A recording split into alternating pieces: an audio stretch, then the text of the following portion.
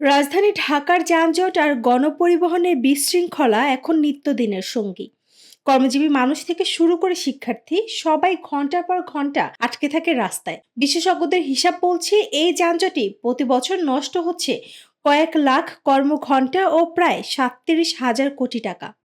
এ অবস্থায় অন্তর্বর্তী সরকারের প্রধান উপদেষ্টা ঘোষণা দিয়েছেন, শীঘ্রই রাজধানীর সব বাস একক ব্যবস্থার আওতায় আসবে।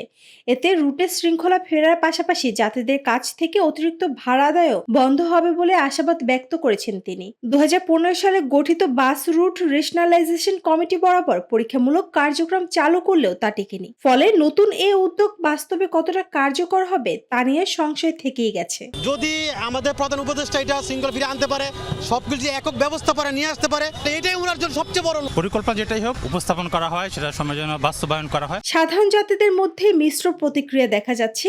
কেউ বলছে, সরকার সত্যিই যদি সব বাস একক নিয়ন্ত্রণে আনতে পারে তবে এটি বড় সাফল্য হবে। আবার অনেকেই মনে করেন এত বড় সিন্ডিকেটের বিরুদ্ধে টেকা কঠিন।